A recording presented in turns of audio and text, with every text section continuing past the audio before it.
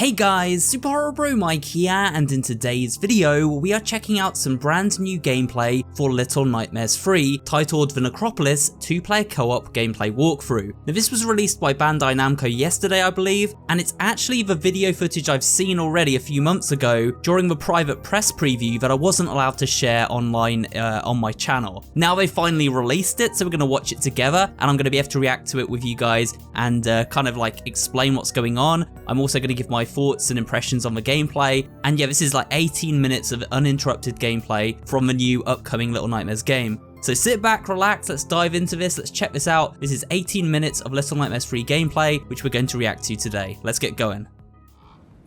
Okay, here we go. So this is from Necropolis, and they're kind of emerging from a mirror, as you can see, guys. The two main characters, Lo and Alone. Lo is a little sort of male character there with the Plague Doctor mask on, and then Alone is the little girl who has like the pilot's helmet on. And they've just come through this mirror, which means that they're using mirrors to travel around this world.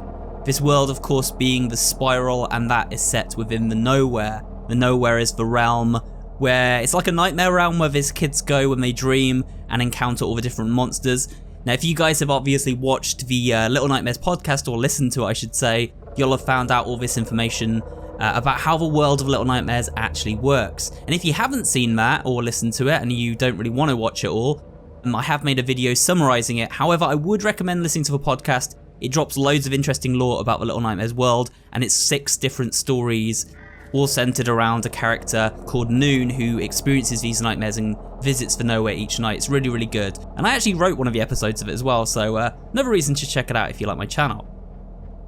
But here we go, guys. They're adventuring through the Necropolis together. Lo and Alone have emerged through this mirror, which is interesting. We saw Mono travel through the TVs, of course, in Little Nightmares 2, and these characters are able to travel through the mirrors. So another form of weird transportation within this realm. As you can see, they're making their way up the side of this giant city wall, and this seems to be a city that's been lost to time. It's all worn down, probably affected by the Nowhere. The Nowhere seems to run down and like decay and bend and warp everything, doesn't it? Sometimes that can be a result of things like the signal tower. Other times there's other influences. We're going to see the influence on this place later with something called Monster Baby. But for now, let's catch up with our two heroes. They're making their way into the catacombs of this place, breaking through the walls to emerge within the city. So that's one of Alone's abilities. She has a wrench, and Alone can basically hit stuff to smash it with the wrench. It'll also come in handy later during puzzles.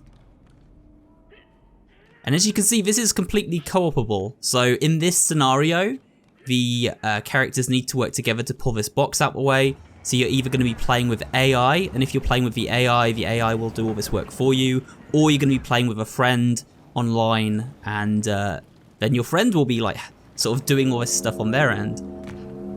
You can see a giant bug there. You can also see a baby's sort of pacifier hanging up in the corner that we just passed. That will come into play later, or at least the creature behind it will.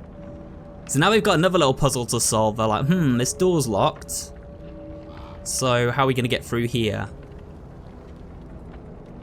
Any thoughts, guys?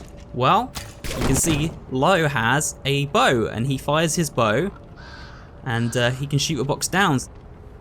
So while Alone has the ability to use melee with her wrench, Lo has the ability to fire from long range attacks with the bow, and in they go. That rhymed. Interesting. So yeah, look, they're going through this place. There's giant gears and cogs here. It's very kind of spooky. It's like a big clock tower, the area they're going through at the moment. They're dropping down, thanks to that trusty bow that Lo has. There's a little crow on the shelf there. Looks like some kind of collectible item. We've got some more bugs here. They've already died, which is good, because I think those bugs will attack us if they weren't dead. They would be after our heroes. And as you can see, it's still keeping that 2.5D gameplay, where it's kind of like partly 3D but not fully. I'm glad they didn't do like an open world game or something. I really think this style of game and gameplay fits Little Nightmares really well. You can see here that Alone is using her wrench to bridge the gap through this room. Then player 2, who's playing as Lo, will travel across, and Lo will fire that at the mechanism, jam it up with his bow. He also shoots the crow down, and then it allows Alone to travel across the gap because the mechanism is jammed. You can see the eye symbol on the floor there. By stepping on that, it's opening up the little entranceway there, so Alone can travel through. And she's saying, hey, come on. But when Lo steps off the plate, of course, the door shuts. So what are we going to do here? We're going to have to work together as a team. So Lo is dragging the box. He's using his head there. He's thinking, if I put the box on the pressure plate, I can go through. There we go. So I guess either one of our heroes can do that. In fact, I imagine that, like, they could have just done that to begin with. He didn't need to step on it and let the other one through. Shows there's different ways of playing through these levels, different options to solve puzzles. But we're catching up with Alone now, and she's traveling across this gap here. Now we've got a machine, and it seems like one of our heroes is going to have to stay down while the other jumps on this box and is kind of raised up to the roof. I feel like this would be a fun game to co-op on the channel maybe, and I might do that. Like, I might do a normal playthrough to start with just by myself, but I also might do like a co-op series with another YouTuber, maybe like It's Just Jord or something, if he wants to do that with me, because he's a big Little Nightmares fan as well. So I think there's going to be a lot of fun content coming to the channel surrounding Little Nightmares 3 when it comes out next year, guys. Definitely looking forward to it. I think Supermassive Games, who took over from the original developer Tarsia, they're doing a really good job with this. They've really captured the look and feel of it. And I also like this environment being a bit lighter. It's set in a desert. It's a nice change of pace. I wouldn't want all the environments to be like this, but we have seen that there are other places like the circus, in the screenshots they shared, and even potentially going back to the moor. So we're getting lots of different environmental variety in this new game, which is pretty cool to see. And I'm hoping they tie it into the podcast as well in some ways. That'd be really awesome. So here they've got to use their strength to get through there, pull the planks of wood off there. And as you can see, we've got a crow. The crow's got the key they need. So how are we going to get this? I reckon that bow and arrow might come in useful, right? Yep. He drops the key. Just scared the crow away, didn't need to kill it. We've also got a stone statue there. Or is it a statue? It's a stone somebody. It seems like this whole city has turned to stone. You know, all the denizens of the city have turned to stone. And we may find out why a bit later on. But for now, we'll keep going, I guess. Look, they've got their key. It's time to unlock the door. And you can really see how the co-op elements come together in this game now. We kind of already had that in Little Nightmares 2, but this time, of course, you can multiplayer it, which is kind of fun. Alright, so you need to open the hatch together. The animations are really snappy and nice. Oh, and there we go, guys. Giant hand. That startled me. I'd forgotten that happened. This is the Monster Baby character now. And the Monster Baby is basically the monster of this particular realm, or pocket dimension within the spiral. This Necropolis realm. The Monster Baby essentially will stalk us through the town now, and as you can see, it seems like the Monster Baby has been turning all of these different people to stone. You can see all the people of the city who once lived here have now turned to stone statues. I don't know if you also saw back there, guys, there was a gnome, one of the little gnomes on the shelf in that room, which is cool, which means the gnomes are returning as well for this game. Kind of imagined they would, but like, it's cool to have confirmation there. We're going to be probably collecting them. I'm definitely interested to see where the lore goes now, especially after the podcast. We found out that they are basically dreaming, these children, and waking up within this place called the Nowhere Realm, and eventually they can be trapped fully and permanently within the Nowhere realm. It's within this realm they also seem to inherit certain abilities. That's why Six was able to eventually take the power from the lady, and why Mono eventually became the Thin Man and inherited those powers where he could tune into the TV signals and like bend time to his will.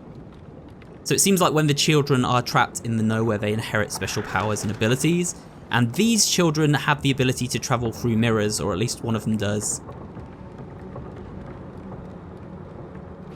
See, Alone is using her wrench to surf down there, and Lo uses his bow, like a little zip line.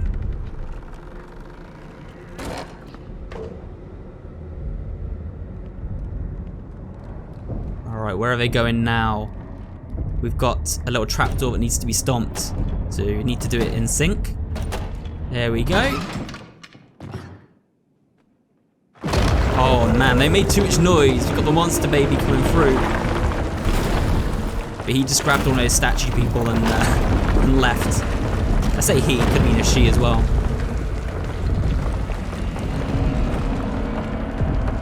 Whatever it is, it's not nice. And it's now stalking our little heroes through this place. See lots of bird skeletons there as well. There's a fixation on bird skeletons, especially crows within the world of Little Nightmares. So Alone is using her wrench again to break through, as you can see, guys. You have to keep using their abilities and switching between them. I don't know if in the single player you'll be able to like switch on the fly between the two characters. That would be really cool.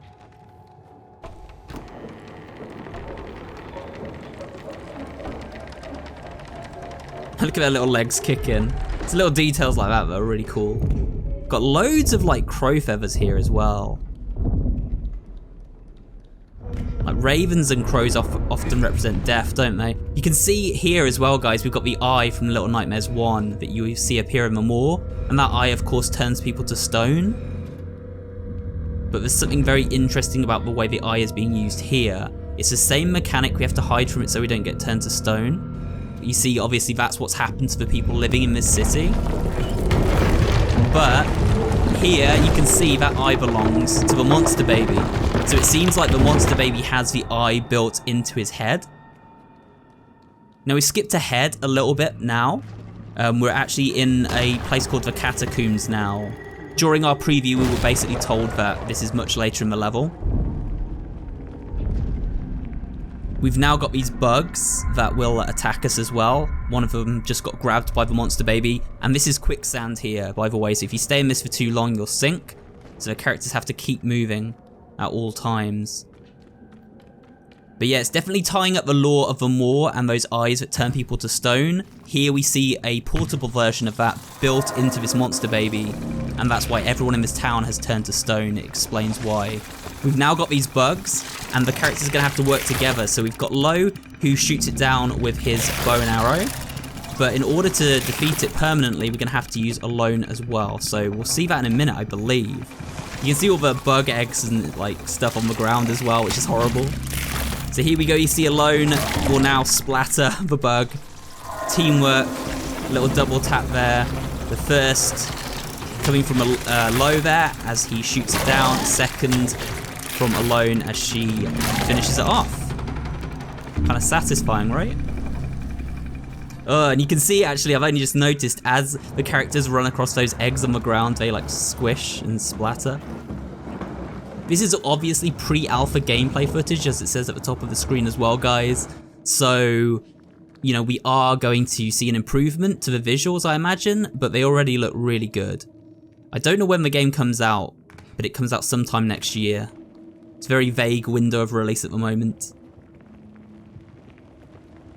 So they're kind of just trying not to sink into this quicksand. It's very close. They just about made it there. Oh man, they've got to go through one of the insect holes in the wall now. I wouldn't want to be going in there. Look at all the eggs splatting like jam under their feet. Or pimples. Oh, that's nasty. But this is definitely cool. This is kind of like watching my commentary playing the game almost, but I'm obviously not controlling it. They're slowly making their way up. So they're trying to return out of the catacombs now, which is like where all the insects live, and return back to the city. And I believe we're coming to the end of our little demo walkthrough now. But there is one more cool sequence we're going to see, I think, before it wraps up.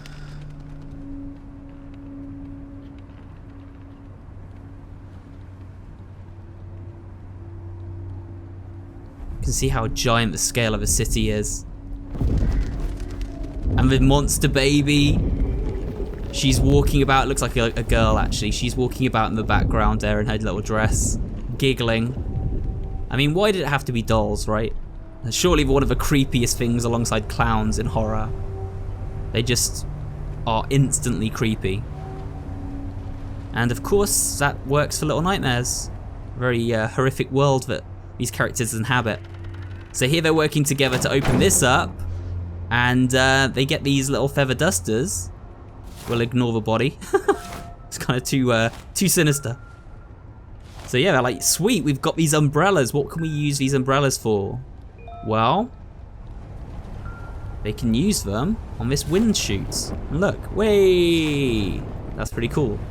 So they can use the hot air from the desert below, which is rushing through those vents, to kind of zip about using these feather dusters or umbrellas or whatever they're supposed to be, which is cool, guys. I really like these new mechanics. I think they're really awesome. Look really fun to use. You have to kind of balance it, as you see, so that you drop just enough but you don't fall too far. Then open the dusters back up and you get kind of whooshed back up. Can hear the monster baby though. Those ominous footsteps.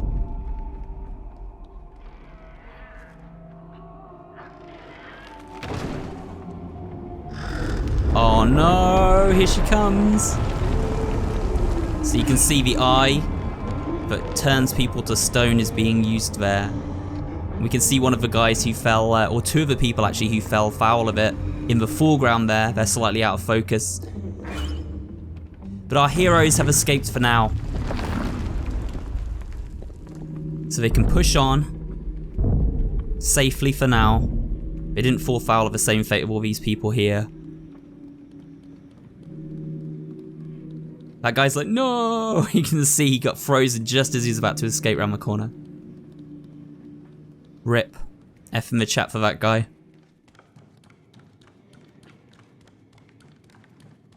I was gonna say it's too quiet. The whole roof gets ripped off.